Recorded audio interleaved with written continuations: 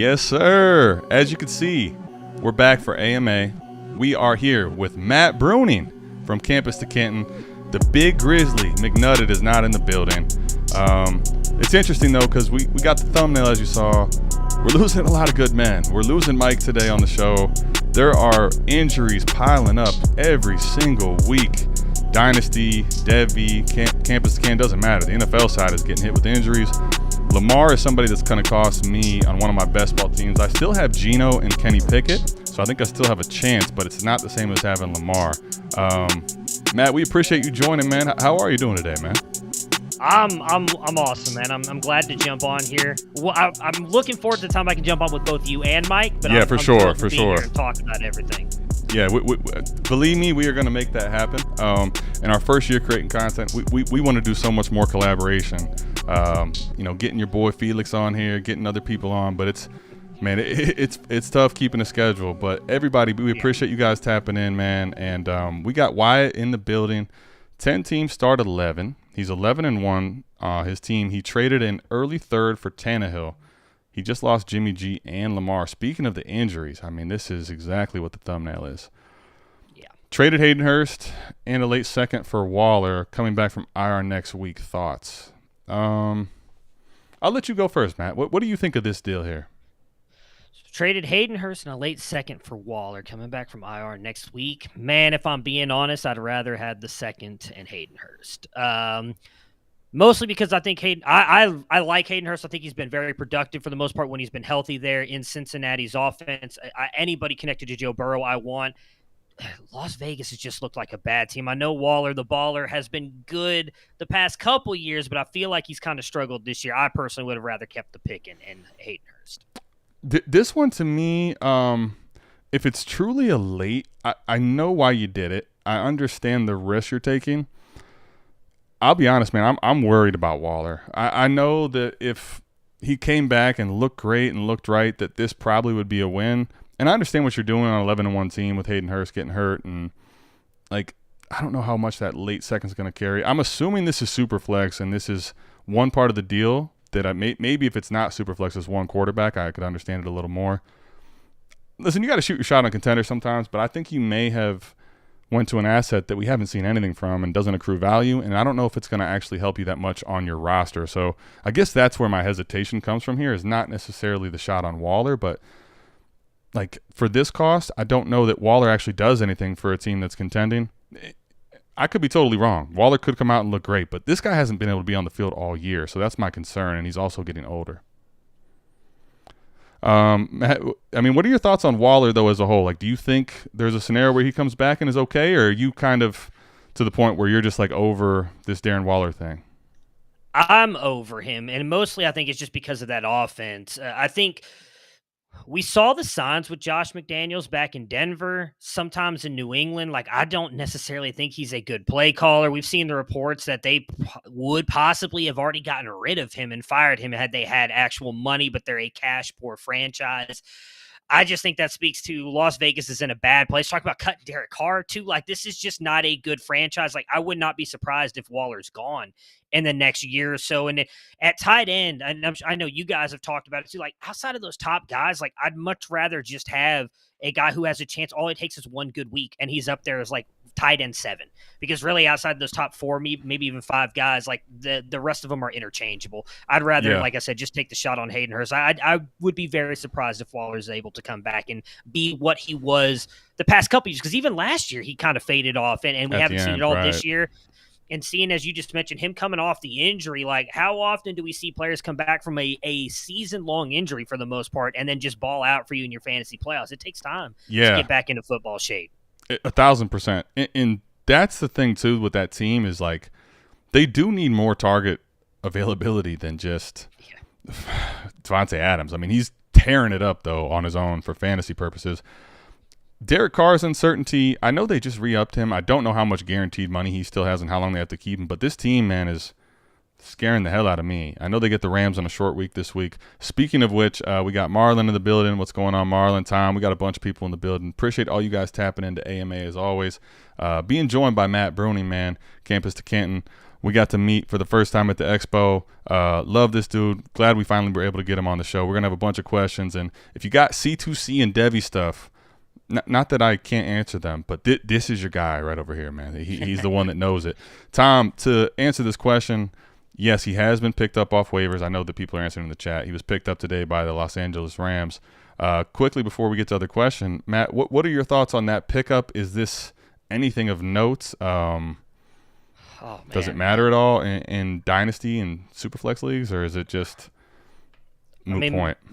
My heart tells me that it matters because I still love Baker from what he was able to do at time for the Browns.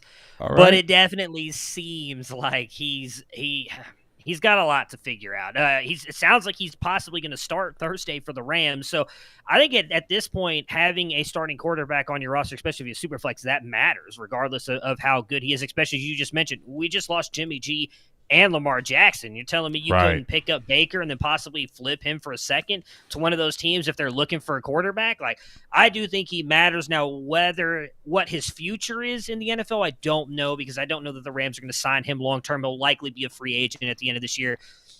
Maybe someone does give him another shot. I'm not sold on this 2022 QB class, so I could definitely see him getting a shot somewhere instead of a team like the Lions did with Jared Goff, or some of these other teams. Who am I thinking of? The Commanders with Carson Wentz, like going and getting a veteran instead of trying to bet on one of these rookie quarterbacks that I just don't think are ready yet. Dude, that's funny you say that, because I remember Mike and I were in our very first patron-only podcasting.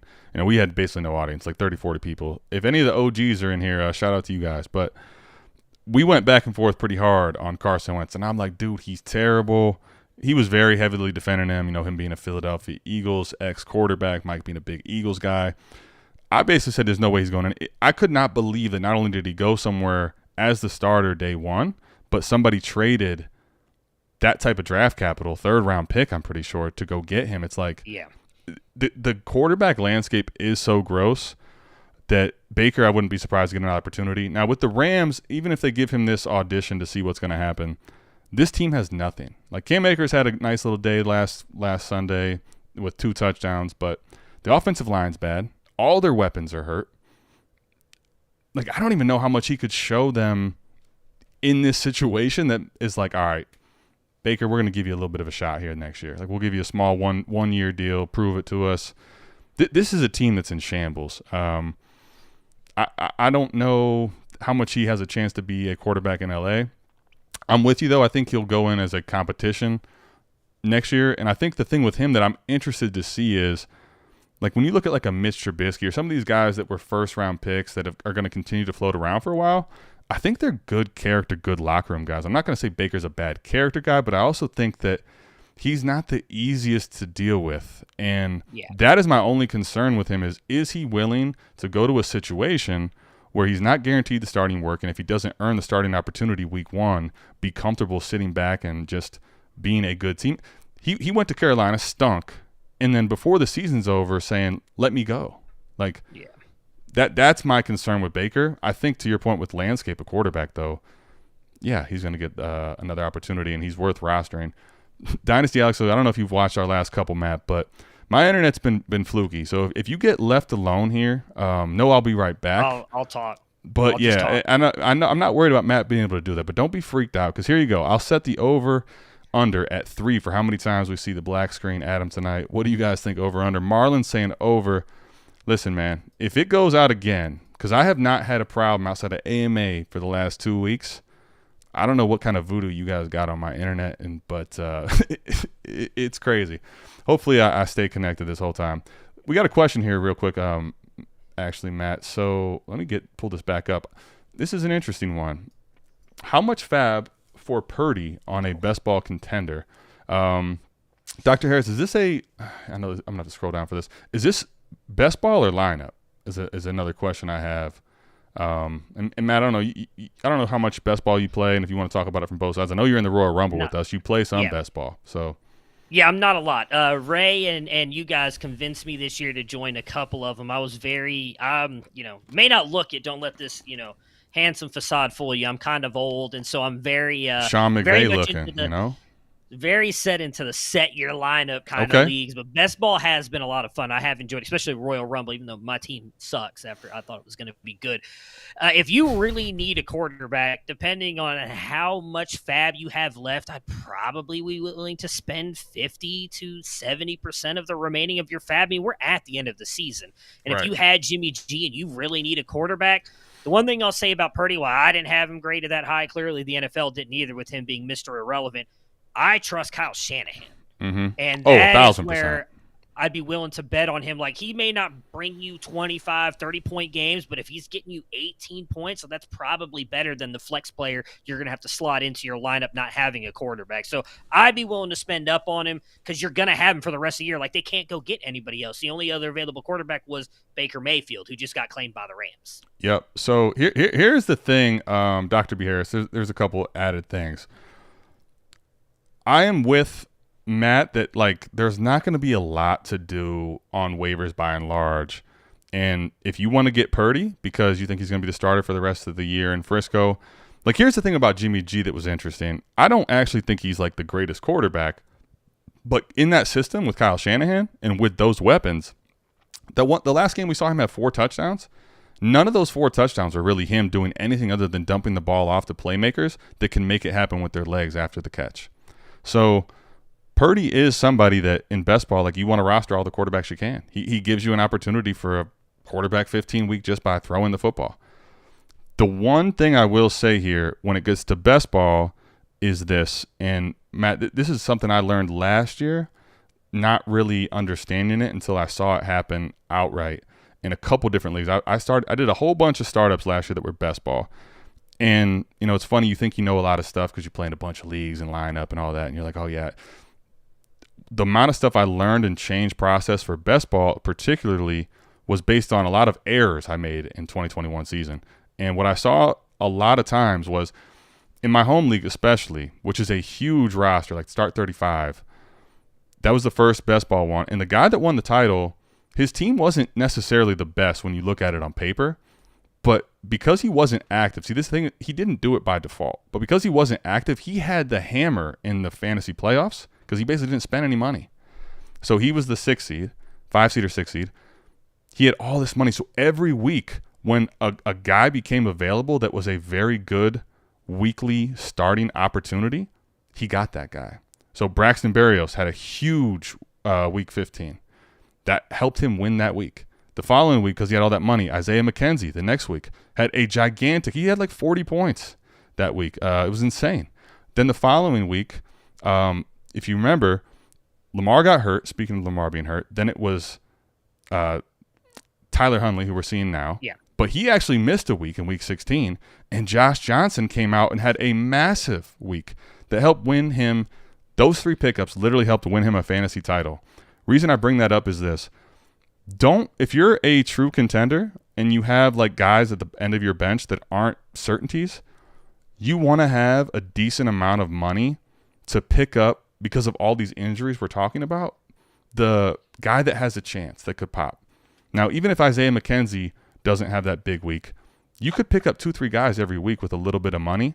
So you want to go get Purdy, but I wouldn't like blow your whole load so you're just done picking up guys in the fantasy playoffs. And best ball, those little dog shit type players that mean nothing in lineup do matter in best ball. So I don't want to get off in too much of a tangent on that, but keep a little bit of the money. Don't blow, like I don't know what you have left, but like if 60 of 100 here, like I wouldn't blow. If you want to go get Purdy, go lock him up. My only point is just don't leave yourself with so little that you're not going to be able to pick people up in the fantasy waiver, off the waivers in the fantasy championship or fantasy playoff. So that's the main takeaway I have there. But I'm with you there. Like, Purdy's a guy I want to get in all formats. So give a heavy bid. Just don't blow everything that you have. We have a question at the end here for you. I'll start with this because I saw it. Here we go. And this is a crazy one. I know you and Campus to Canton as a whole touched on this. Yeah. What are your thoughts on Boutte going back to school? I'm going to let you have the reins here, Matt, on this one. I don't understand it. Unless it's – so I compared this in our Slack channel to My best assumption is this is kind of like Chris Olave from 2 years ago. Chris Olave, who we know got drafted in the first round last year. For those of you who may not know, the year before, I don't want to say connections. I know some people at Ohio State. I'm lucky enough to get to talk to here and there. His grade the year before was like a back end second, possible third round pick in the NFL, and he said, I'm better than that. I'm coming back to school and prove to everybody that I'm a first round pick. Now, he ended up not having the year that I think he expected to have, but he still ended up getting that first round draft capital. That's my only assumption here on Boutte, is that he got a draft grade that he didn't feel was good enough. And he ended up not having. I'm sure LSU probably is paying him NIL money as well. Like, I'm sure they're like, hey, come back to school and do this. So he's getting some NIL money on top of probably coming back and proving that he can be a first-round pick. Another year off that injury, which we still don't know what it is. We've been told it may be an ankle injury. There's still rumors floating out there that it was an Achilles. He's looked a lot better in the second half of the season than he did early on. You know, I assume it's all about money. I would have loved him to come out this year because I think he's probably the wide receiver one based on upside. But clearly, I would guess he didn't get the draft grade that he wanted, and that's why he came back. I have to agree here. I really wonder here if this is like an NIL thing, because it could be, yeah.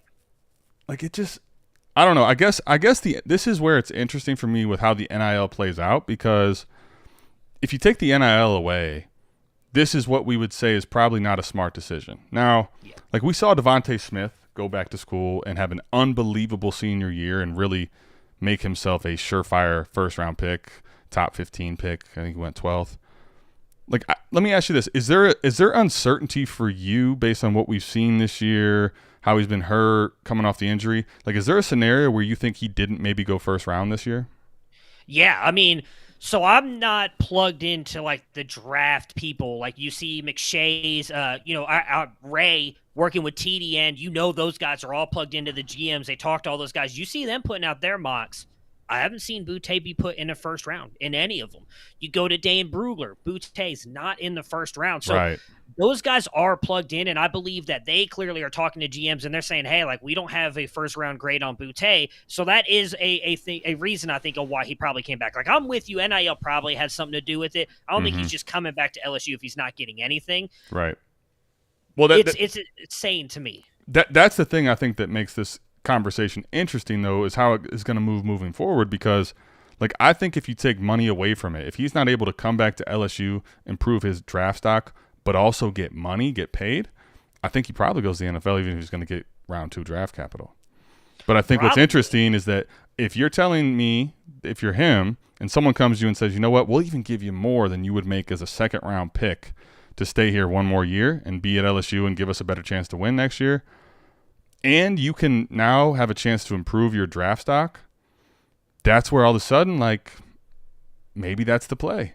Now, we do know that it's always been smarter when we look at historically for a wide receiver to come out early when they're ready to come out early. But, when you throw money at somebody and say, you can improve your draft stock, stay here, win a championship. Like, when I read what he put out, and I'm sure that wasn't made by him, it was made by somebody that does his social media account, but it signals to me that he wants to improve his draft stock. He wants to, while doing it, see if he can win a game and championship for LSU. I don't think that's going to happen, but maybe have a good season there. And then when I'm able to be a first-round pick, go get more guaranteed money and possibly a fifth-year, option coming his way. So I guess that's where the only reason I could see that this makes sense. Like, if there's no NIL here, there's no way in the world I could understand it, because he's still going to be someone that's drafted in the top 50, 60 picks easy. So I don't know. Yeah. Well, I mean, even with the NIL part, you're not getting, like, maybe he's getting $3-4 million. Even that I would find hard. I was talking to someone today who was saying, like, some of these top end quarterbacks are going to get like $8 million. So I don't think Boutte is going to touch that level. You're going to pay your quarterbacks more than anybody else. They're saying, that the top end offensive tackles are probably getting right around 700 to 800,000. So I'd imagine Boutte's probably getting in the range of $2 to $3 million. Now, is that more than he would get as a second round pick? Yeah, maybe if he doesn't get a decent signing bonus. Right. But my big fear is you do this, you come back, and I get wanting to improve your draft capital, but you also have to factor in that you could get hurt. He's already been hurt even more. For sure. Right. And so that's kind of my big fear, because LSU, is not they're not competing for a national championship next year. There's just no way. So you're really just No. coming back to hope that you get that first round draft capital and get a little bit of money, which I get. But at the same time, it's like, man, that's a big risk you're taking. And I don't know how many other players would do it. I mean, props to him for doing it, but it's going to be risky, I think. I think you're right there. It's a risk reward. I think that the fact that the money's there is something that makes the guy worth taking the risk on himself and betting on himself, which is also a dangerous proposition, because if he gets a significant injury again, you could be looking at a guy that never gets a big NFL contract and a team that really commits to him. So I pray and hope that never happens for the kid, by the way. We got a bunch of questions here, Matt, so let's see if we can fire through at least a few of them to catch up. Johnny Lechner, great show. Foster Moreau or Jelani Woods for a playoff run? I have Pitts coming back for 2023, so this is just a short-term plug-in. 1 for 1, Foster Moreau or Jelani Woods? Do you have a preference here, Matt? So I do not think Jelani Woods is good at football, but I would say I'd probably take him because Waller's coming back. I don't know what Foster Moreau's really going to be for you this year. So I take the shot on Jelani Woods. He's had a couple big games. Maybe he's continued to use in that Colts offense. If you got Pitts coming back, you'll be fine next year. Man, you know what? Here's the thing. I agree with you here. When you look at – there's a couple things about this I'll say. Like, I'm not a big Jelani Woods guy. Coming out of Virginia is not someone that was high when we talked about pre-draft mocks or anything. He did have a great workout and combine and RAS score, and he's getting some work, enough work for him to be, at least relatively useful for someone that needs a bind at tight end. When you get down to those middling tight ends, it's all a crapshoot, and you're just kind of mostly hoping for a touchdown. Mike has a saying here, and he sticks by it. Tried and true, man, with Foster Moreau. Foster Moreau, I will play and start Foster Moreau every week that Darren Waller is not there, but Darren Waller could come back. So if you go that side, like, you're assuming that Darren Waller either is going to be horrible or won't stay healthy. Because if Foster Moreau is playing behind Darren Waller and he's playing regular snaps, it's not close here, Jelani Woods. I think I'll take Jelani Woods, and then also if he continues to play like he's played the rest of the year, like, he might be one of these weirdly excited tight ends that you can actually move for way more than you should just because there's no tight ends available in Dynasty. So I'm 100% with you. I'll take Jelani Woods. If Darren Waller was out for the year, they'd ruled him out for the year, I would take Foster Moreau there. But given all that, yeah, so would I. I'm going to take Jelani Woods. All right, so cheers, boys. Joey, what's going on, man? Always good to have Joey in the building. Cheers. Superflex start 10. What's Mixon's value after this year?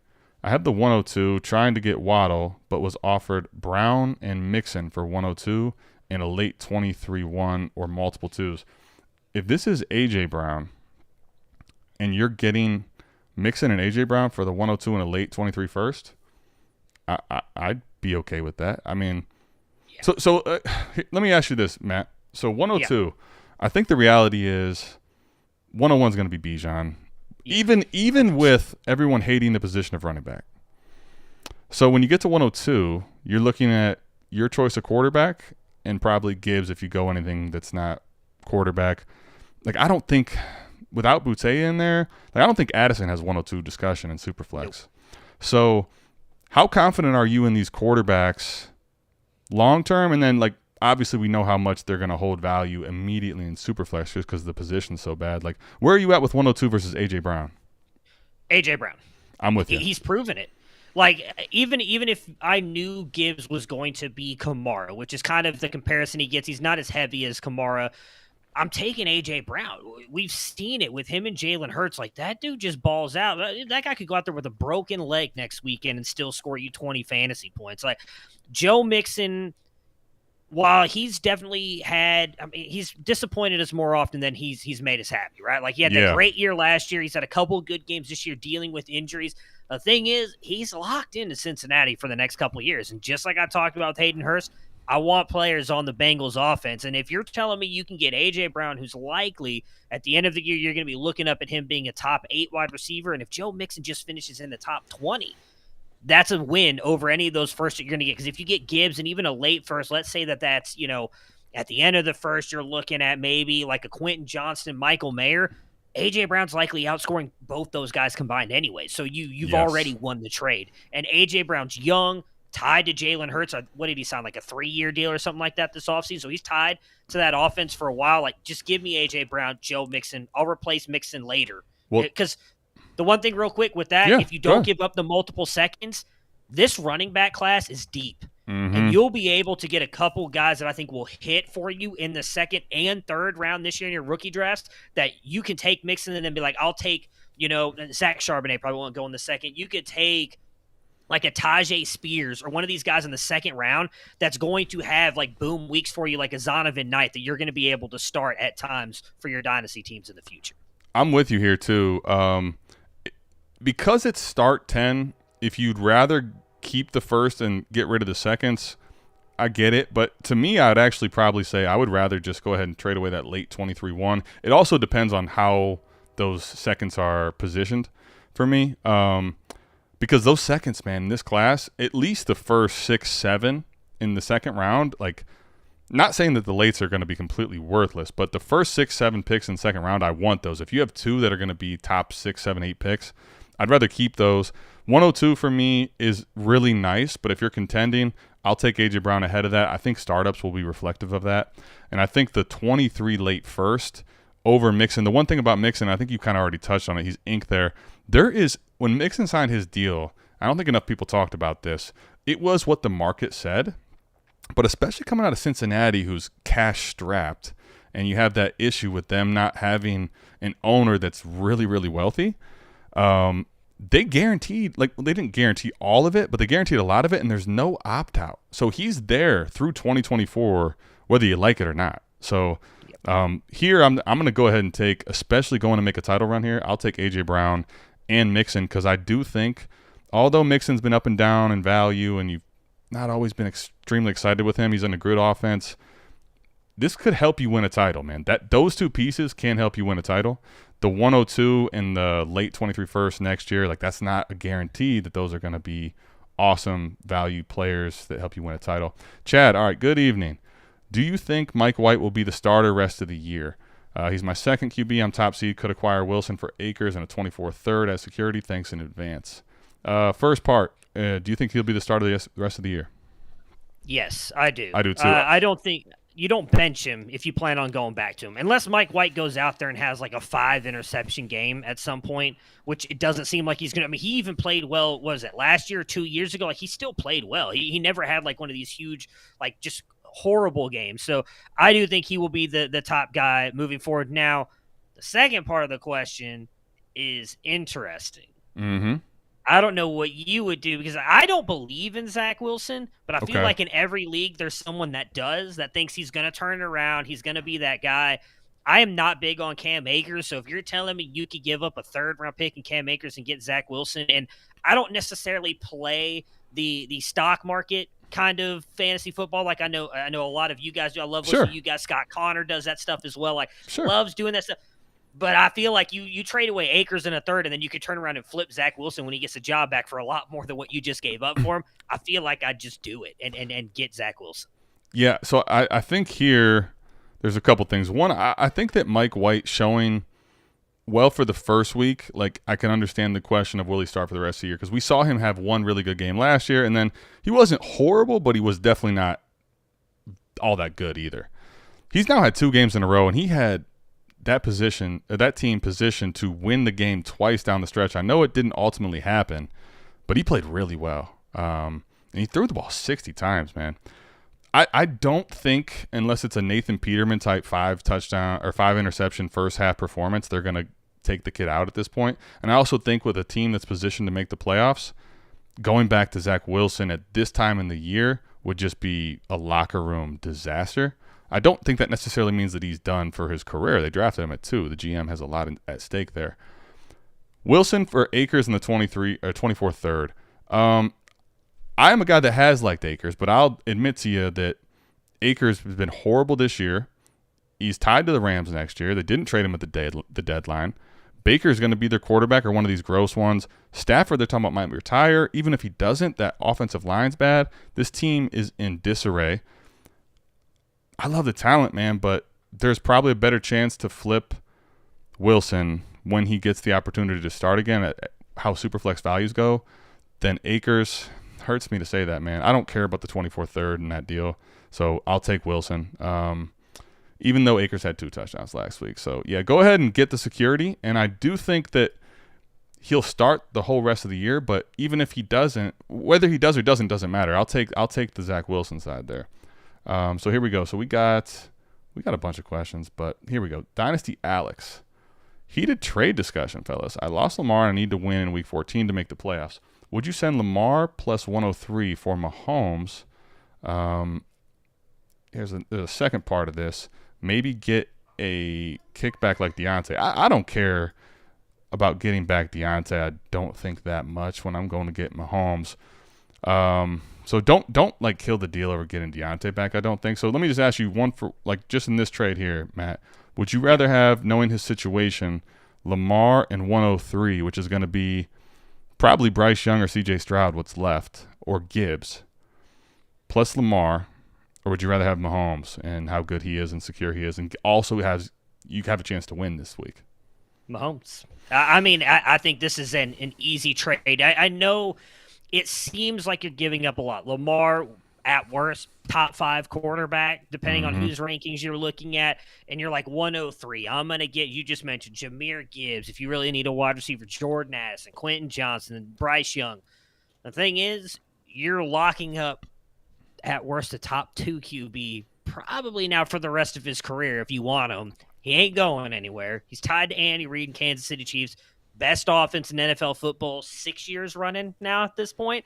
Like, give me Mahomes. We don't know where Lamar is going to be next year. Like, Baltimore was hesitant to pay him. Now he's dealing with this knee injury. Will they franchise tag him? Will they just let him go in free agency? And unless he lands with like a Kyle Shanahan in San Francisco, which he's not going to based on what they've got there with Trey Lance and no real what's the word I'm looking for, salary cap. Yeah. Like I don't know what Lamar's future is. And if that knee is even more messed up, while he's improved as a passer since getting into the NFL, he makes his money with his legs. And if that for fantasy especially, there's a lot of cloud there, a lot of stuff I don't know what's going to happen with Lamar. Give me Mahomes. Like I think that's it for me. I don't even like you just mentioned. Don't worry about Deontay if it's going to kill the deal. I wouldn't even ask for Deontay back. I would just hit accept now and be good to go. I'm 1,000% with you there, and I have this little process, especially in Sleeper. I call it the ATM. I don't know if you ever heard me talk about this before, but so if you get a deal and you're wanting to find out if how much this manager really wants this juice, like how much juice you could squeeze out of it, you can leave the deal open, right? So it's a deal you're not going to reject. So instead of pressing the counter button and hit the counter back to some manager, and it may come off as disrespectful to them, and now all of a sudden they hit decline, and now the deal that you had initially that you wanted to take is gone. So instead of hitting counter, you make a brand new deal, leave that one open. You hit the brand new deal, you offer a plus, whatever it is. You could do that, or you could just go DMs and do the same idea. But see if then they'll hit that. If they hit decline, boom, now you hit accept real quick on the other deal. So you don't actually end up killing the deal. But this one here is not worth finding out if you can get Deontay Johnson. Like, I'm not even playing the game with it. I'll say this, especially, it depends for me, Dynasty Alex, like how strong your team really is. 103 is a valuable piece, but here's the thing with Mahomes. We got to start putting Mahomes in the respect that he deserves. Startups this year in Superflex, after having no fucking reason to be slandered to 103, we did it. 103 was his fucking pick after. There's no reason to hate Mahomes at all. He's been unbelievable. He's been literally the best starting quarterback from start to where he is now ever. Tyreek Hill leaves and people are acting like it's not going to be the same. He's been awesome. He has solidified himself for me at 101 again, even over Josh Allen. This is a guy in this type of format, especially start 10. I'm going to do it for the certainty. Like when Lamar is healthy, you may not really want to do it, but there's a scenario even then where Mahomes is worth more. And in this scenario here, it's easy for me. I'm taking Mahomes, especially because it's start 10. Now, if you're telling me you're starting like 14 or 15 and you're telling me it's a best ball league or something different, I understand the hesitation. Start 10 lineup, send it, man. Don't kill it over Deontay. Deontay has not made a lineup, even in best ball, the entire season. Just Don't kill it over that, man. Don't do that. T-Rock wants to know your thought on Purdy. I think we kind of talked about it already, but did you have anything else? I think we already touched on that pretty much. No, I mean, I don't think he's anything special. I would actually probably say he's a worse prospect than Mike White, who we were just talking about with the Jets. But the big thing is he's with Kyle Shanahan, and that matters to me. I mean, for me, he's one of the few coaches that, like, I feel like if the 49ers were to call you and me and be like, hey, Adam, Matt, we want you guys to come back up Brock Purdy, I would believe in Kyle Shanahan to be able to turn me into a competent QB. And I don't know that that's possible. My elbow has gone to shit from all the years of baseball, so I don't know that I could throw the football more than 15 yards, but I think he could turn me into something special. Listen, I've seen Sean McVay throw the football. It's not that bad. It's not that great, but I know he and – have you seen how ripped he is? I've also don't let seen this camera here fool you. There's a lot going down there. It's not pretty. Well, I know even you can check it down to CMC and let him go do a 100%. lot. You could check it down to George Kittle.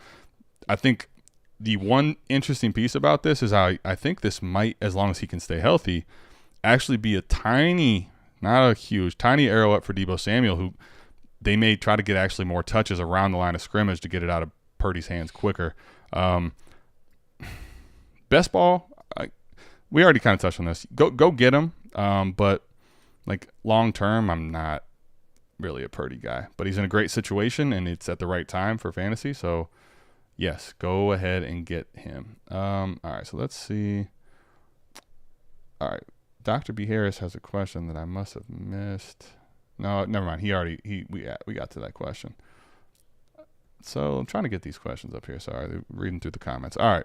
I traded for Watson, and now I'm rostering too many quarterbacks. I'm desperately looking to trade Jordan Love or Malik Willis for a pick. What should I be trying to get back? Snuffalo Bill, is this Superflex? Because I'm assuming it is, because if it's one quarterback, I mean, I don't think anyone in one quarterback's paying shit. So let's just assume Superflex, Matt. What do you think, man? Because I honestly here – there's a couple things I think. I want to get your thoughts first, but like Superflex quarterbacks, it's so gross as a landscape, but like Jordan Love has not been able to get on the field. Malik Willis, when everybody, the whole offseason, when he sees the field and Ryan Tannehill's unsuccessful, this is going to be a guy everybody wants in Superflex. He goes out there 5 for 16, 80 yards. His 5 completions were only to running backs and tight ends inside the hash marks. He could not push the ball to the hashes outside at all. I'm very concerned, so I understand why he wants to get picks back. But what do you think is reasonable to try to get back in picks for these two? I would imagine the best you're going to be able to get is 1 second. I would try and push for a first because of Malik Willis's name, and as Adam just mentioned, maybe you've got someone in your league who believes in the upside of Malik Willis and is just waiting for Ryan Tannehill to move on and him be the guy. Right. I don't know that you could push for more. Like, I don't even know if you could get a first and a third for him. Like, Jordan Love to me has no value whatsoever. Even as decent as he looked the other night when Aaron Rodgers came out, like, we don't know if Aaron Rodgers is going to retire, and even if he does, I'm just going to be honest with you, I don't know that Jordan Love's going to be able to carry that offense. I think that was because the defense had no preparation for him, didn't know like he was even going to have to come into the game. He just kind of had some success. If you could get a first back for him, I'd do that in a heartbeat.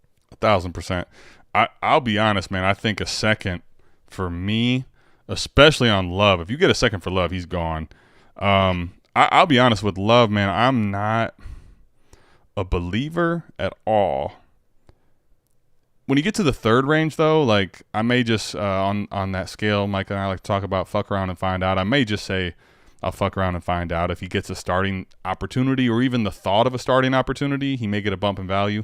When people thought Aaron Rodgers was going to retire, Jordan Love was going entirely too high in startup. So that's just a super flex thing. I may not take a third for him.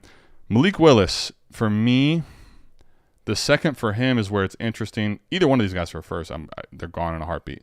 When it's a second for Malik Willis, I think you have to ask yourself how tolerant you are of him in the situation and what he's going to be worth and people in your league wanting him. Like, I'm not completely out on him long term, but what I saw makes me scared enough to want to move him. Single first if it's going to be, or sorry, single second if it's going to be late. I don't know if I really want to take that. If I can get an early, mid-ish second for Malik Willis, I'll probably just re-roll to be honest. So I don't know, man. I know the value of Superflex, and that's basically, if I'm holding them, that's what you're trying to play, is the right time to move them when they get a chance to start. All right, so this is for Matt again, man. This one here. All right, so let me just say, you guys watching, if you are not subscribed to the channel, Matt, first plug Campus to Canton away, man, because these people, everybody watching, you need to go check out Campus to Canton. I'm in a Campus to Canton league. Love these dudes. I love their back and forth over there. They have really good discussions, a lot like here. So if you like watching our stuff, you need to subscribe to them. Yeah, I mean, it's the Campus to Canton YouTube page. We do all of our stuff there.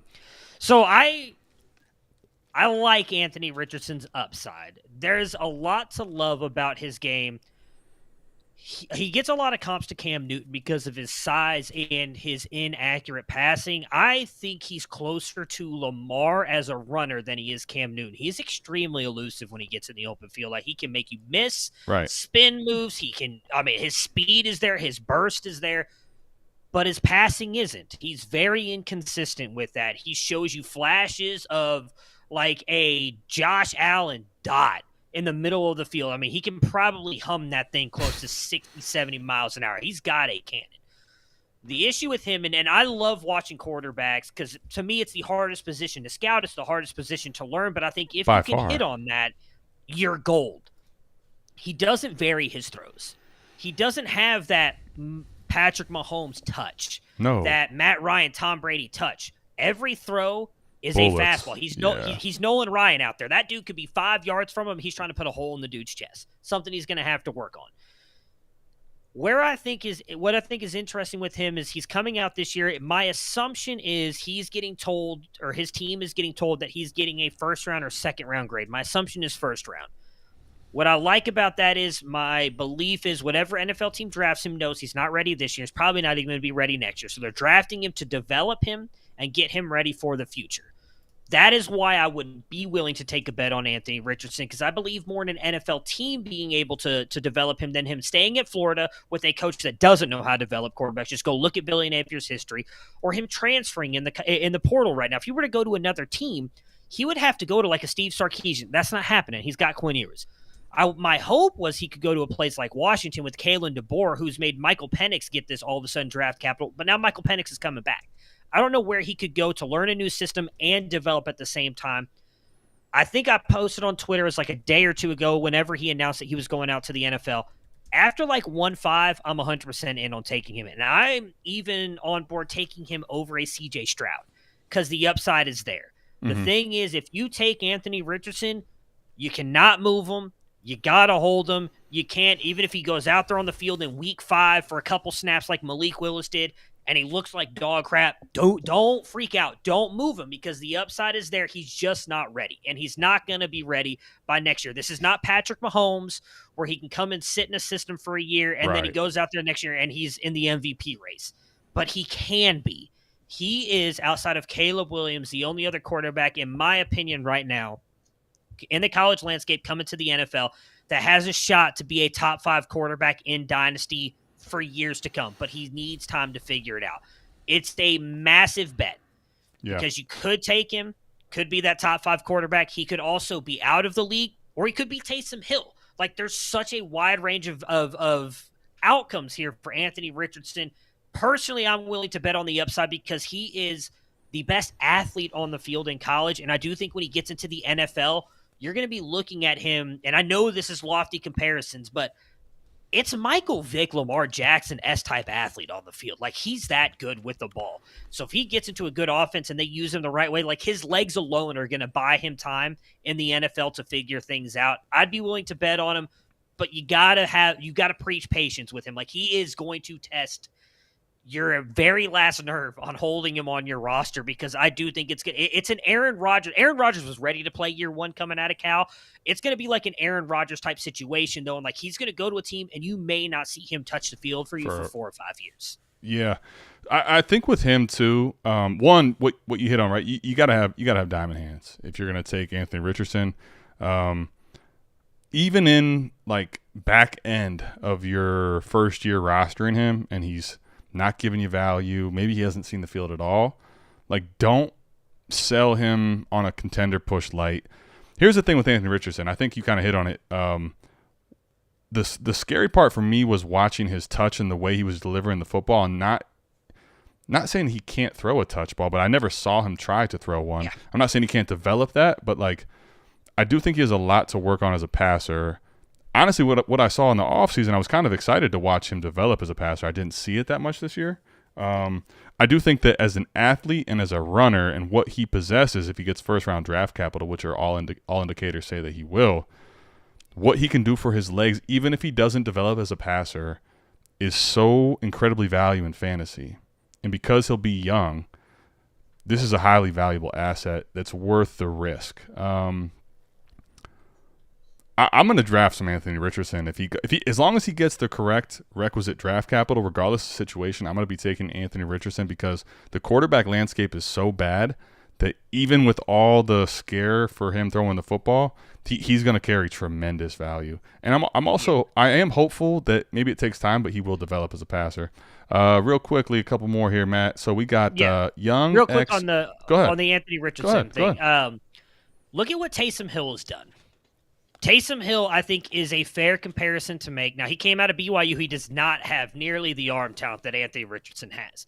But if he lands in an offense that's willing to use him that way, at worst, you could be getting a Taysom Hill-type player who's more explosive. Again, we've seen Taysom Hill, who is classified as a tight end in most fantasy leagues. He still would be a top 12 QB most weeks when he was playing in Sean. Now, he does have to go to the right offense for that, like you mentioned. But he's definitely an asset. As long as he gets drafted in the second round, I would be willing to take him back in first of rookie drafts. Like, I really think this rookie draft, outside of the top 5 picks, there's just so much depth of tier. I don't see a wide receiver 1 in this class outside of Quentin Johnston because of his upside. Like, Jordan Addison's really good. I think he's more of a wide receiver 2 move forward. Don't think Bryce Young, CJ Stroud are there. Outside of Bijan, I don't think any of the running backs there. Maybe Gibbs, but chances are both those guys are the top 2 picks, at worst top 3 picks in your rookie drafts. So if you're looking at after pick 5 or 6, I'm willing to take the bet on Richardson because of how deep this class is with those tier 2 and tier 3 guys, that I'll backfill those second, third round picks with wide receivers and running backs who could hit Romeo Dubs. Yeah. My goodness, who am I trying to think of? A James Robinson who went undrafted. David Johnson, for I don't know how long you guys have been playing Dynasty. David Johnson was going second round most rookie drafts. So grab those guys because they'll be available in this draft. Take an Anthony Richardson because if he hits, you'll be set. He'll be Jalen Hurts for you moving forward. Yeah, I mean, for sure. He's definitely the upside, the tantalizing upside for what he can be for your roster in fantasy, even if he doesn't hit as a thrower, for what he will be worth in a trade as soon as he gets the opportunity to start. Crazy upside and value with Anthony Richardson. Do you think Will Levis goes in the first round? I'll tell you this before you answer. I was just doing a trade show with Ray. Ray says he thinks it's more likely that he goes in the top 15 even than the back 15. So is that where you're at too? Are you hearing that he's basically going to go first round no matter what? I do think he's going to go first round just because all of these mocks have him go first round. Do I think he deserves to go first round? It's a different question. My answer to that would be no. Okay. But I do think the tools are there that everybody talks about. The QB landscape is just so, we could realistically look at, no Jimmy G, Tom Brady, Aaron Rodgers could retire. Matt, you just mentioned Matt Stafford earlier dealing with the spinal contusion. He could retire. After 2 concussions too, man. There's going to be so many questions at the quarterback position possibly after this year. I think NFL teams are going to have to revert. I really hoped we were moving toward what we saw last year. I watched your guys' draft coverage. It was awesome. Kenny Pickett was the only quarterback that went in the first round. I really it was thought hurting, man, watching all those QBs slip. Yeah. I thought for the same reasons, though. Now, here's the thing. I think 23 quarterbacks are better. I thought for the same reasons that quarterback landscape was so bad, some of those guys would go. They didn't. But I think that now after they didn't go last year especially, there's just so many desperate teams. I think you're 100% right. So that's my fear. And my thing with Will Levis is I think he's going to be almost in the same situation as Anthony Richardson. Whatever team drafts him, they better be willing to give him time because, he's not even as a Kenny Pickett ready. And we've seen how much Kenny Pickett has struggled. So if he goes somewhere, he's going to have to be given time to develop because he will look bad, in my opinion, if he's forced out there day one. Yeah. You know what? Here's what I'll say about him. I'm not necessarily all that sure about him, what I've seen from him. Honestly, I was expecting a lot more out of him from everything that I was kind of talked into with Will Levis this offseason, and also hoping for the 23 class value. I'm not the biggest Will Levis guy. That being said, I think he's going to get first-round draft capital from what I hear. He's going right now in mocks in the back end of the first round. I think if he gets first-round draft capital top 20 and earlier, they'll probably even creep up earlier in mocks. Yeah. I think he will go in the first round to answer this question. I think that if he goes in the first round, top 20 picks, people are going to be drafting him like crazy in Superflex. There are so many bad quarterbacks right now. Where would you rank Boutte amongst the 24 wide receiver prospects quickly, Matt, here for Jay? Number 1. And I know that's controversial with how great Marvin Harrison over Harrison Jr. Jr.? Wow. I love Dude, Marvin I'm Harrison surprised Jr. to hear you And say that. And hold on, man. Hold on. You got to crack on something. Yeah, so crack a beer. Do something. Because here's the thing. I got Campus to Canton. I got Ohio State jerseys in the background. Yeah. And we got Boutte ahead of Harrison Jr. Really? Okay, I'm interested to hear this one all of a sudden. So look, I love Marvin Harrison Jr. Before he took a snap on the field, now I'm going to give my boy Felix a lot of credit on this too. We do these every year. We do these ranking summits where the 6 founders come together and we sit and talk about our rankings. We'll go at each other and why we should have players ranked here. First year, Marvin Harrison's never even taken a snap for Ohio State.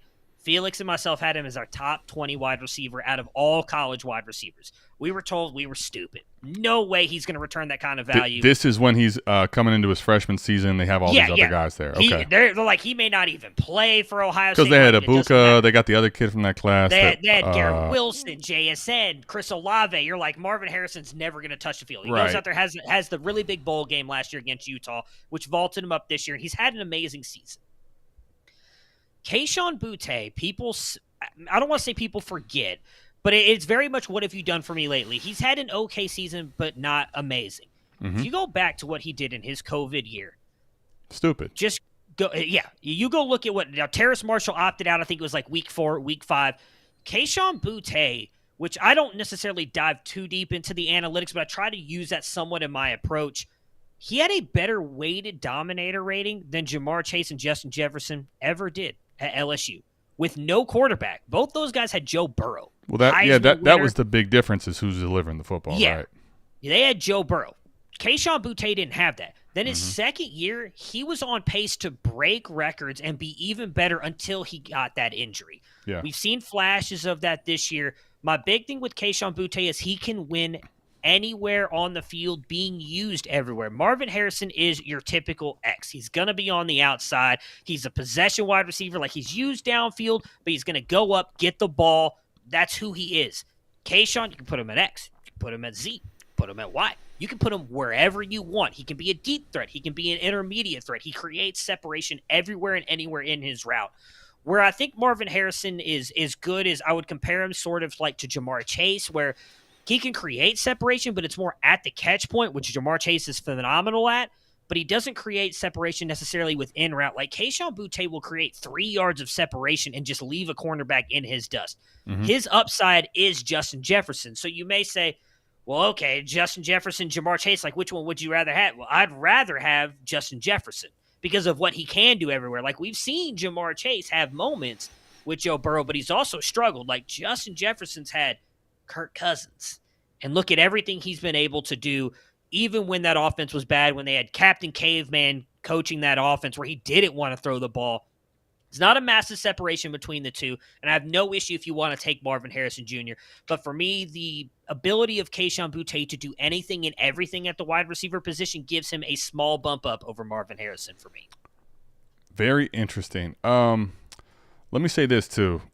This factors in big time for me is, like, I'm not saying he's Devontae Smith, but when you look at guys that have gone back for their senior season and where they end up getting valued in Dynasty and how that kind of plays into their values, like, I'm interested to see with it how that plays into Boutte's value because, like, I do think he should have already come out. I do think he's a first-round pick this year in Superflex leagues, but he's going into his senior year. Marvin Harrison, I think right now, like, to me, to answer the question, Boutte would be second in the 24 class.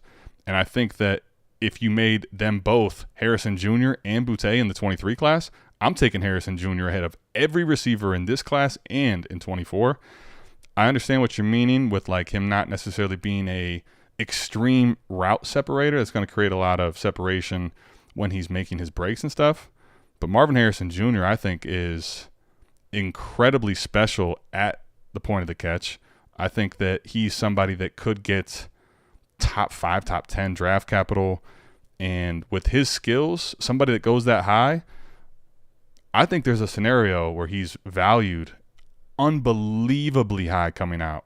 And I think the one thing he will be. And I think the one thing with him too, when you talk about the other guys there, Jamar Chase, Justin Jefferson, they were valued very highly, and they both were early declares. And that's, I think, what worries me with Boutte, on top of the fact that the injury and like if he I think for me, for it to be very close, he'd have to go out and absolutely light it up the entire senior year and put on like record type performances to be valued there for me. I got him at 2, so it's not like it's crazy, but no way I'm doing Boutte over Harrison. But hey, listen, this is the guy that has, the campus to Canton thing going. Maybe he's right. Maybe Boutte goes bananas this year. I don't hate the guy. It's just I'm not putting him ahead of Harrison Jr. So let's see here. We got a bunch of questions, Matt. Let's see how many we can get through. We've already gone an hour. Let me ask you this: Are you good to answer a few more questions, or you got to get up out of here? Yeah. All right, we're good. All right. Well, shit. If Matt's good, Mike, when you watch this, see, this is what I need: a guy that says we'll go overtime. I'll be here for it. All right. So we already answered this one. I'm clicking something we've already answered. Let me unstar that. Matt and Adam, are there any rookies that you were higher on than consensus that are smashing this year? Any that you whiffed on? Ooh. Go ahead, Matt. That I was higher on. I'm trying to think of. I guess I don't even know if I could pull that up quickly. Take your time. One that comes off the top of my head that he's had moments, but I don't. He hasn't necessarily blown up. Is Alec Pierce? I was very high on him. He graded highly in my film grades. I know one that I can say I was dead wrong on. That was Abram Smith, running back. That out of Baylor had that phenomenal. I loved Abram Smith. Ray gave me so much crap. So you're in the voice chats during rookie season. We're in there. I'm pumping this guy. So he finishes, and I don't remember the exact stats, but like going back through running backs that finish in like these top 5 categories, it was like yards for the year, forced missed tackles, like it was like 4 other things.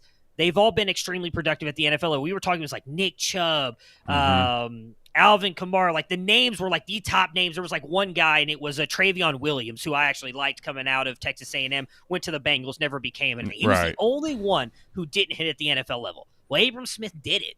And on top of that, he had that phenomenal year at Baylor. I was like, dude, there's just no way this guy can miss. Obviously, he didn't even make the roster. He signs the highest undrafted free agent contract of all time to the New Orleans Saints. I'm like, dude, this dude's going to kill it. No, didn't happen.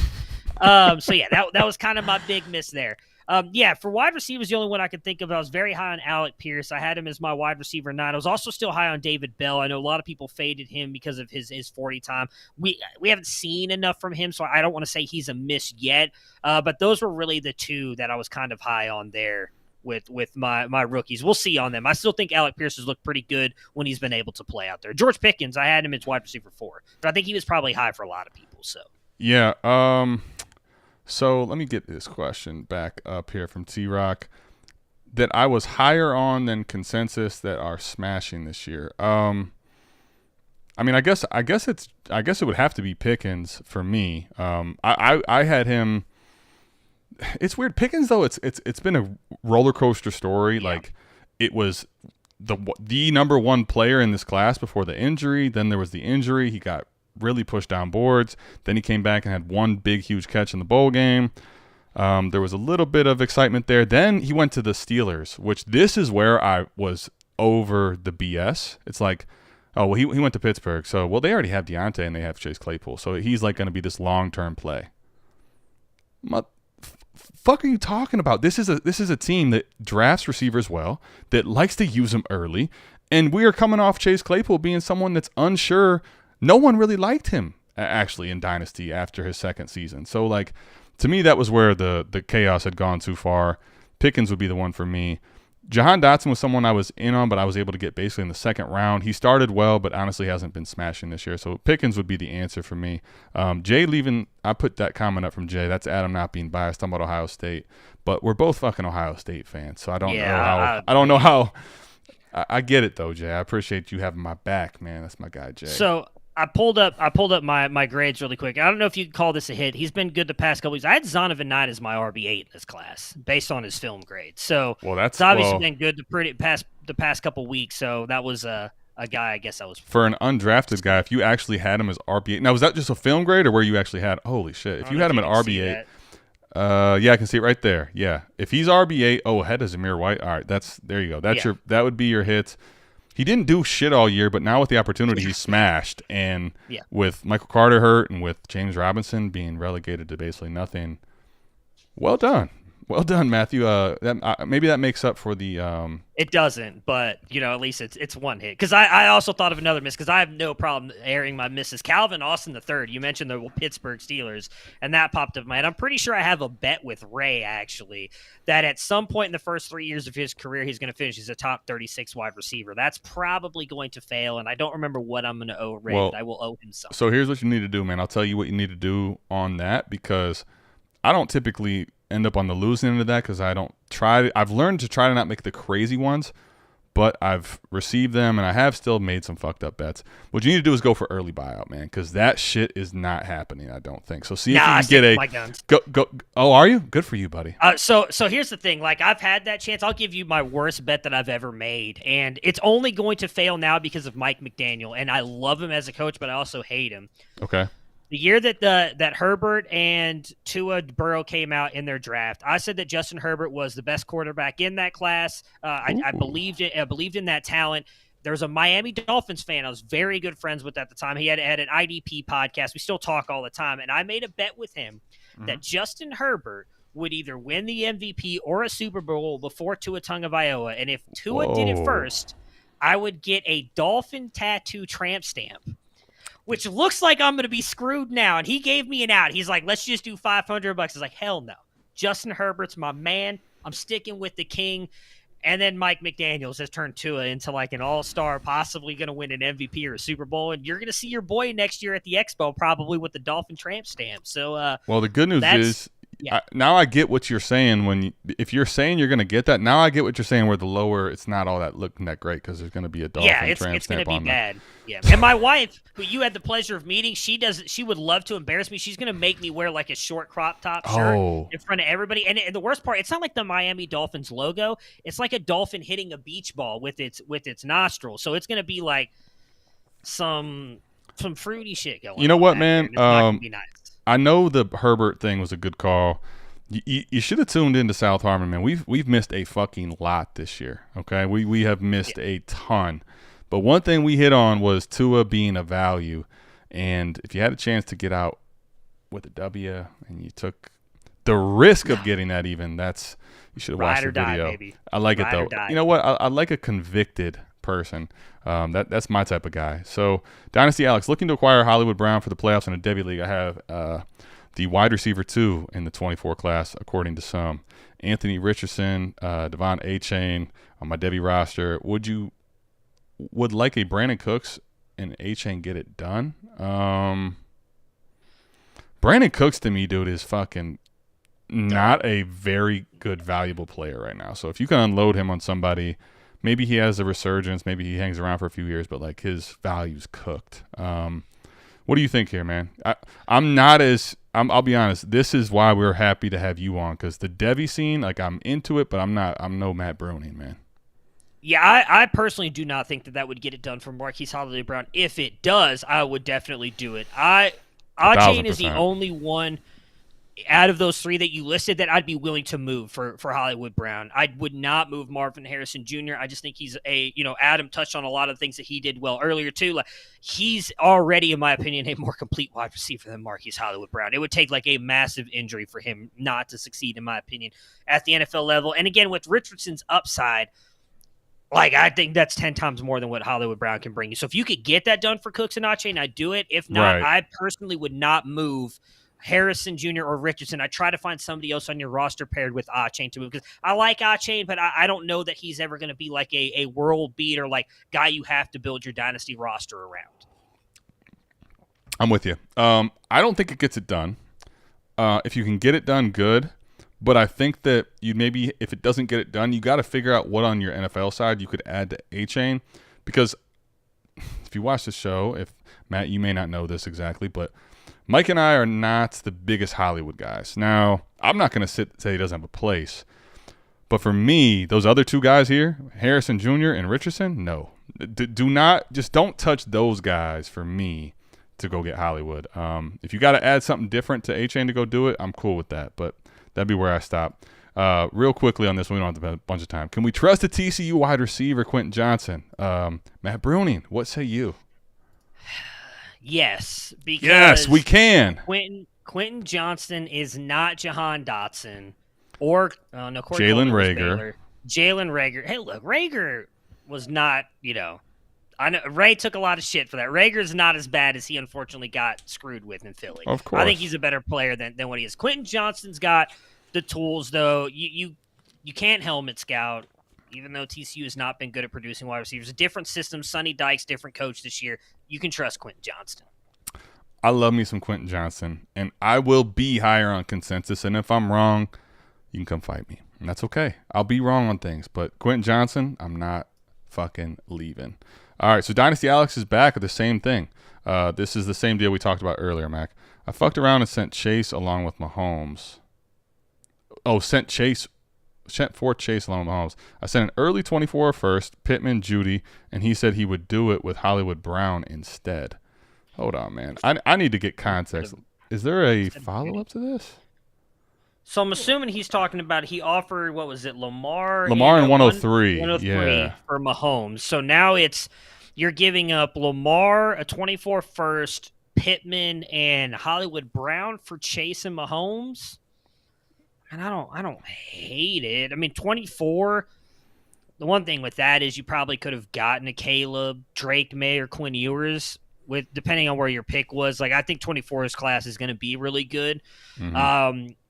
I personally would rather keep Pittman over Judy. I heard, I'm not as high on Judy as some other people are. It never was. He's just not been a guy I think is that good. I personally would rather keep Pittman. But I don't think it's a horrible trade. I mean, you got a top 5 wide receiver and the top quarterback for a first and a couple wide receiver 2s.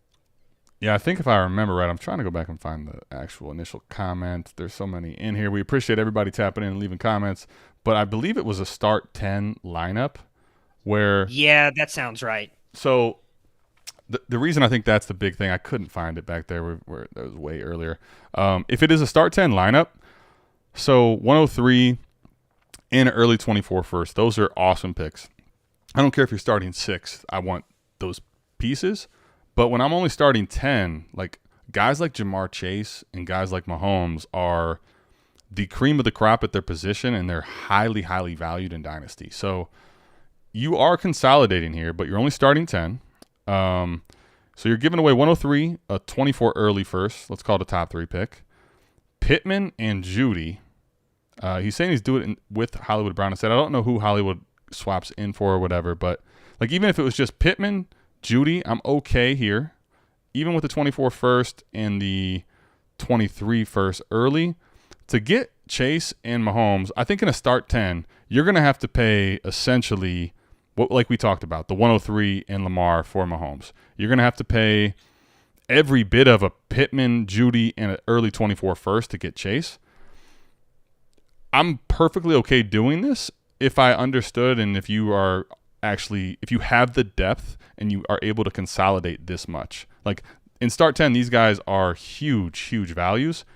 You did definitely give up a decent amount, but in start 10, if you have enough depth to warrant making this move, go get a title, young man. So I'm okay with it as long as you have the depth. All right, we'll get through a couple more questions, man. I don't want to keep you forever, even though I'd love to hang out with you all night and with everybody here. So if you ever need to just get up out of here, man, just give me a wink or a nod or whatever, and we can dip up out of here. Will do. All right, how good are we identifying NFL talent coming from high school? Well, for C2C leagues, what's the exchange rate of standard Dynasty draft picks versus C2C college freshman draft picks? And I talked to Matt about this at the Expo a little bit, so I'm going to listen here. I'm curious on this one too. So it's an interesting question because we at C2C aren't necessarily valuing players just for their NFL upside. With the C2C side of things, you're also playing out the college side. So we're big into trying to find those guys as well. Mm-hmm. If you want me to talk, so we've only done this for 1 year and talking about like going straight from high school to that. So we did a freshman supplemental guide last year. In my opinion, it was a massive hit. We identified guys like I had Quinshon Judkins, who was running back 70, I believe, or close to that, wide receiver 60 in the consensus ranks at 24/7 Sports on 3. He was a 3-star nobody was talking about. He finished as, I believe, running back 3 this year. Or 5, I'm sorry, running back 5 for fantasy on the college football side of things. You've seen Ray talking about him all over Twitter. Right. Talked about Damian Martinez, the running back at Oregon State as well, who's had an amazing year. We, I think, are very good at identifying things for the fantasy side of things. Now, will these guys end up being NFL prospects? I don't know. 24/7 Sports is the best at that. If you guys know who Travis May is on Twitter, he's shown, I believe, they hit it like a 37% rate, which is really damn good because that is extremely hard to do. When you're trying to find guys that end up going into the NFL and producing, there's just so much that can go right or wrong for a player. So right. I can't say that we're great at it yet because we've only done it 1 year. This will be our second year that we're releasing a guide. I felt like we did really good. We definitely had misses last year. Myself specifically, DJ Allen, a TCU wide receiver, I thought was going to be really good. He's played like 5 snaps. Yep. Like there's definitely some misses. That's part of the problem, though, is that I think even if you hit it at a high clip, part of the problem with it is it's so hard to know, and you're gonna, even if you do really well, like you said, like there's so many guys you feel good about coming out of high school that they don't even end up playing. So like, I think the wide spread value of like how even really good prospects do early and overall is, it's hard to hit. But like you said, if they're 37%, if you guys are hitting a lot there, I think that's really good because, I mean, there was some freshmen this year when you started getting to C2C where it's like, all right, I really like this. I've seen, and then you're watching them hardly play, and that's part of the I think risk with those picks is you could end up hitting gold if they play really well as a freshman and they're on track to be this early declare. But even some great prospects coming out of high school end up doing absolutely nothing. And the problem with C2C versus just Debbie there is like you want on the C2C side not only guys that are going to go to NFL but are going to score points. That gives you nothing. Yeah. So I think what the answer though was basically that you guys have been pretty good in your first year though overall. We were good. Now the problem is now you gotta be better than that next year. That's kind of the hard bargain to kind of get past right there. We did good year 1. Now we got to be even better year 2. So all right. Well, I'm interested to see how it goes. Patty Mills, what are you selling Damian Pierce for in one quarterback? I've not really ever been a Damian Pierce guy. Are you a Damian Pierce guy? No, I mean, I had him ranked below Zonovan Knight when we just talked about our running back rank. So, and some of that probably was I was a little bit biased toward the fact that Florida never used him, and it just didn't make any sense to me. For me, I believe the coaching staff wasn't doing it for a reason. He's been phenomenal. Like, I was definitely wrong on Damian Pierce. Like, if you could get a first-round pick for him, I'd do it. My big thing with Pierce is, what's up, Alex? Like, he's going to be on a bad team for probably the next 2 or 3 years. And while he's going to be all of that offense, like, I don't even know what that team's going to look like. And then in 3 years, you're probably not going to necessarily want him anymore. I don't know that he's a guy that gets a big second contract. So if you could sell him for a first-round pick and then grab, a Tank Bigsby, Zach Evans, Zach Charbonnet this year, I'd probably just take the I know you guys talk about the re-roll. Like, I'd probably just take the younger guy who I think has more talent, and all 3 of those guys I listed, I believe, have more talent than Damian Pierce. I'm with you. I want to re-roll Damian Pierce in one quarterback. Let me ask you this. Is there a cutoff for you then? Given how he's played, given that there's a chance that he holds some dynasty value, retains some value, with Houston being in such a rebuild, they may not even invest into the running back position with him there. Is there a cutoff in the first round of one quarterback? So if we're talking one QB and we're taking out, the Will Levises, the Anthony Richardsons, the Bryce Youngs and CJ Strouds, like, is there a cutoff in the first round where you're like, all right, here I'll hold Pierce, or is it basically any first, even in one quarterback? I guess is the question. Probably 108 off the top of my head, because you got Bijan, Gibbs, Evans, Addison, Quentin Johnston, and Boutte's going back. Charbonnet. I still think I'd probably take Anthony Richardson even in a 1 QB. What's your thoughts on Tucker right now? I'm out on Tucker. I do not. Mike's going to hate to hear that, but I like to hear that. I'm sorry, Mike. I like to hear that. Mike's going to hate that. Now I'm never coming back. Son of a bitch. No, I mean, that's all right. So Tucker, you'd rather have him over Tucker than Pierce over Tucker? Yeah. Tucker is man, and I could definitely be wrong on Tucker. I just don't. He's a great track star, and I think he's a decent running back, but I don't think the NFL is going to value him highly at all. Like, I'd rather take a Kendry Miller over both of those guys, who's looked really good for TCU. You got Blake Corum. Like, so that right there, I think I've just listed 8 or 9 guys. So probably right around that range. Like, I'm with when you. you get to Blake Corum, who, like, I think will be good, but he's a little bit undersized. Like, maybe that's the range where I'm kind of like, okay, like, maybe just stick with Damian Pierce because he's proven it, but at least the top 7 or 8. If, like, you can pick 107 to 108, I'd be good taking the reroll.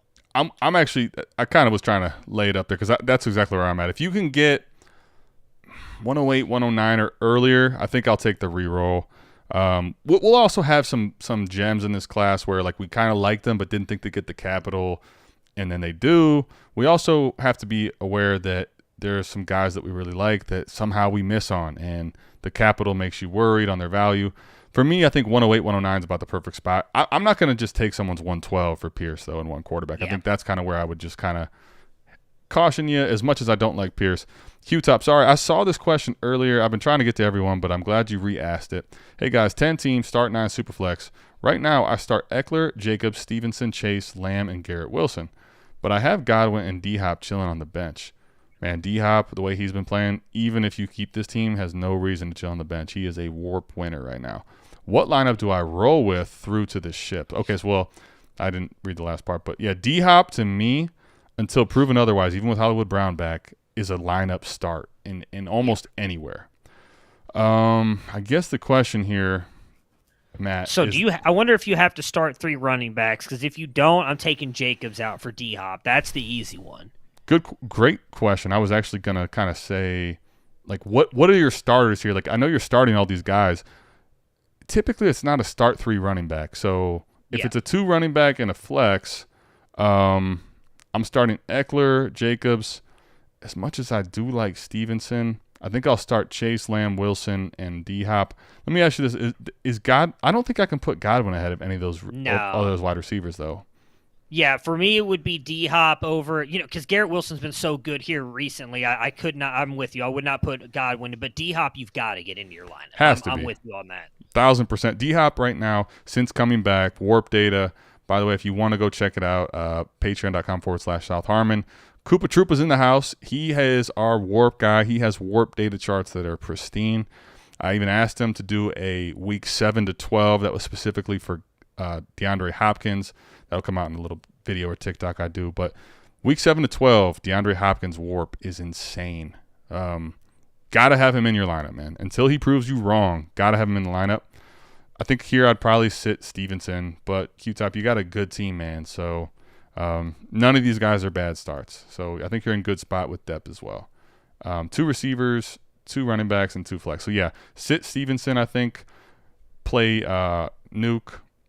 I think that's regardless of matchup. You could always tune in to start sit on Destination Debbie on Sundays and ask us specific questions as well. Let me see if we have any other ones here, Matt, before we get you out of here. All right. We got 2 more, man. This is it. I appreciate everyone asking questions. I don't want to keep Matt here all night, man. He's got other things to do than just chill with us on South Harmon. Lee says, what are your thoughts on Travion? Oh, yeah. I love him still, but, man, it's not been the greatest. Are you still a believer? In what order do you have Rocket, Braylon, and Travion Henderson? Breuning? Interesting to hear you. I got thoughts here, too. I am still a believer on Travion. He is a damn good running back. The issue has been, and I'm sure you probably know this as well, like he's just been banged up all year, and Right. he's been dealing with a broken bone in his foot is what I was trying to say, and some ligament damage. With a running back who plants the way that he does, that's a big deal. Mm-hmm. My thing I don't like about him is he does tend to bounce runs a lot more outside. I'd like to see him just shoot it up the middle every once in a while because he's got that size. But what he can do as a receiver and the way he can break away from defenders when he gets in the open field makes him special.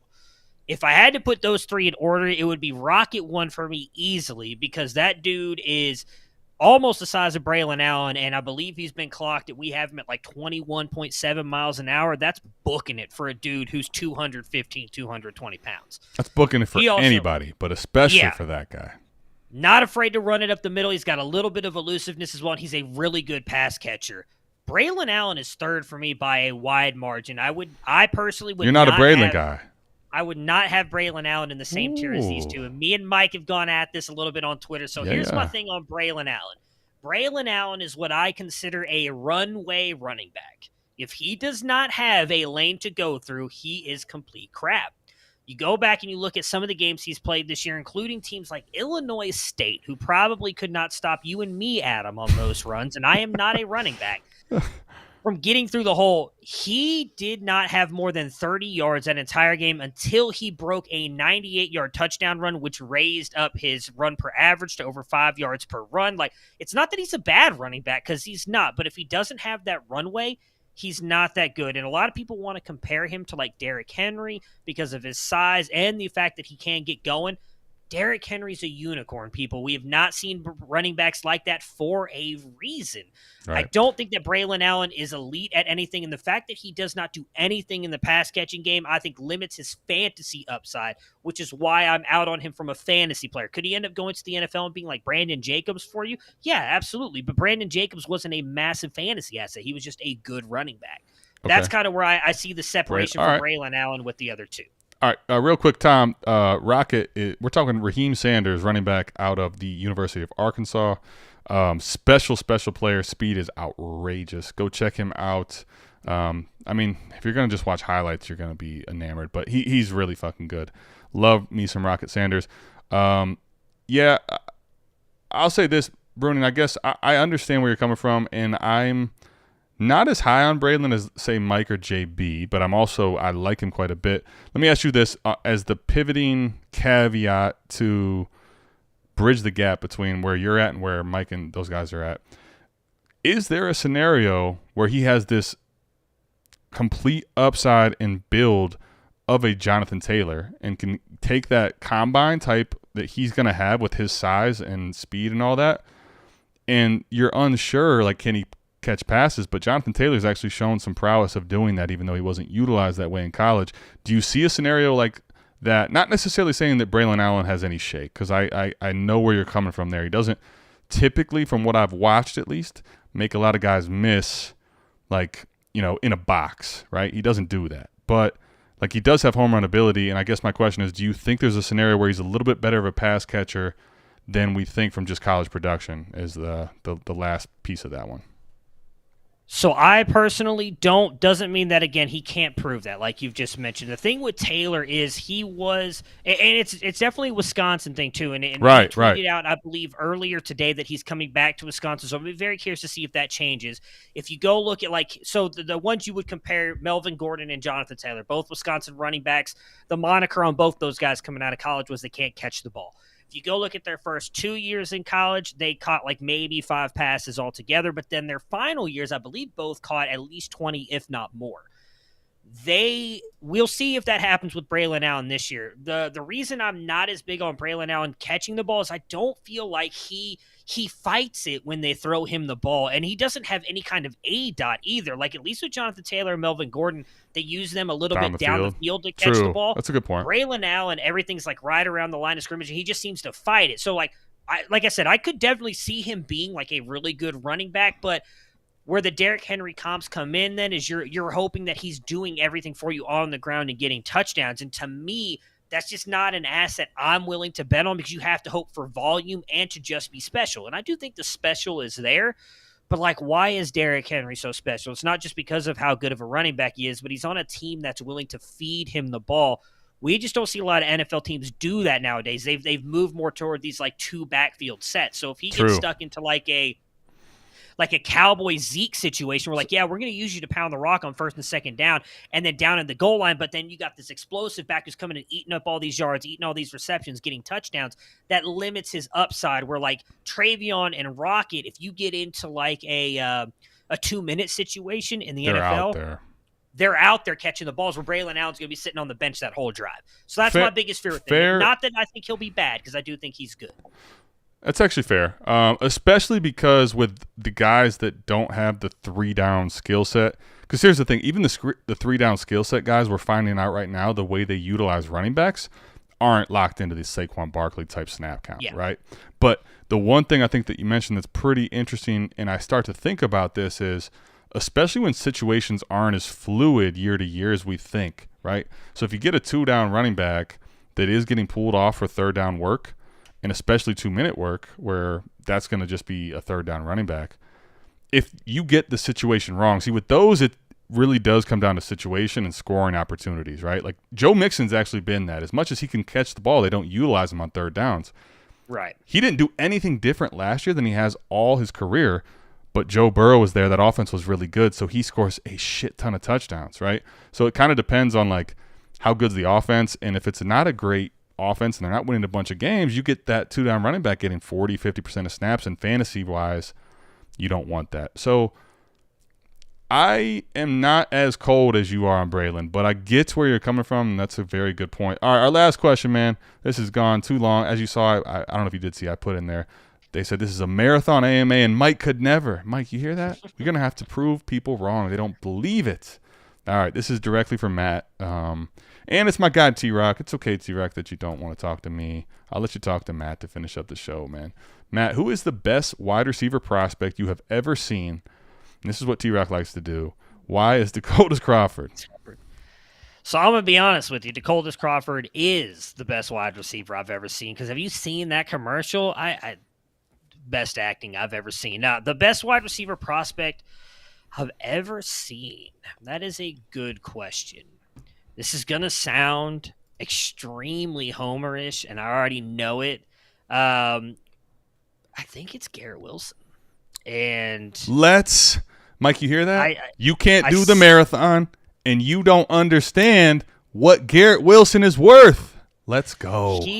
He's showing that this year. You saw it as a freshman in that the catch against Clemson where the dude got 1 foot down. Like, everybody's talking about that Marvin Harrison catch where he got the 1 foot down inbounds. Like, Garrett Wilson did that with a dude hitting him in the stomach, trying to shove him out of bounds, and he still caught that over the defender. Garrett Wilson, I talked earlier about how much I love Kayshon Boutte. Like, Garrett Wilson can be used all over the field well. He creates such great separation. Like, the one thing he doesn't have is he's not a burner. If, like, he had more speed, I think he'd be the best wide receiver ever. Like, I love that kid. I think he's phenomenal. He was my wide receiver 1 in the film grades last year, just ahead of Drake London. Like, he's just an amazing kid. I wish he had a quarterback throwing him the ball, because I think he'd be right there being discussed with Justin Jefferson, Jamar Chase, and Devontae Adams as one of the best wide receivers in the league if he just had a wide receiver or a quarterback. You know what, man? We're going to end with some really good stuff, because it's exactly right. Wide receiver 1 in the class. We had it together. I don't know that I had him as my best wide receiver I've ever seen, but I also haven't been grading receivers at all, let alone doing it as long as him. But I love the fact that you're on Garrett Wilson when Mike's out, because now he gets to watch this whenever he's able to. He might even be watching this live at work. I don't know where he's at. But when you do watch this, Mike, it's okay to join late, man. It's okay to jump on the board even after everybody else has already been there, man. You'd be a little late to the party. It's cool. Garrett Wilson, wide receiver 1 in the class. Best wide receiver that Matt's ever seen. It's not him being a homer. He did say that, but it's just the truth. We got some really cool feedback, man. Everybody says that you and I did a really good job today. I'll give Matt all the credit on that, man. So we appreciate everybody tuning in, man. Matt, do you have anything you want to plug once again before we get up out of here?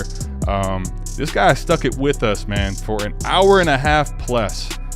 Matt, plug what you got to plug. If you've been watching this, you got to go subscribe to them and follow them, not just for me or for him, but this guy will help you in any type of Devy, Dynasty, or C2C league. So, Matt, what do you got? Yeah, I mean, if you want to go campus2canton.com, most of our content's free. You can hit me up on Twitter at SportsFanaticMB. I love to talk college football. I just appreciate you having me on. Like I said, I know Mike didn't want to have me here. That's the reason I'm on without him being here, because you were the one who reached out. I know man. Mike one who's been dogging it, not like we can't have Matt on here. So I appreciate you for reaching out and having me on, and I'm looking forward to continue watching the show, continue watching you guys grow. I've loved what I've seen from you guys this year. I appreciate that, Matt. And I think what Mike knew is that this is another Ohio State guy. I'm an Iowa guy. Like he didn't even know the Garrett Wilson stuff. So yeah, I get why that's the case. Felix, if you do watch this, you may not because you weren't invited. Matt, didn't extend the invitation. We're going to have Felix on the show here at some point. Maybe not AMA, but at some point Felix will be joining us too. Got to reach out and get him on. We love what Campus to Canton does. We're in a C2C league. Although it didn't go my way, beginner's experience did not work my way. But I'm loving the C2C format, and we're going to do more of them. So thanks for hopping on, man. We will have to collab more in the future. We appreciate everybody tapping in to check it out. Once again, go check out Matt Breuning. We will see you back here, same time, same place. Mike will be back, and he will have to admit Garrett Wilson is the wide receiver 1. We are out of this thing. Peace.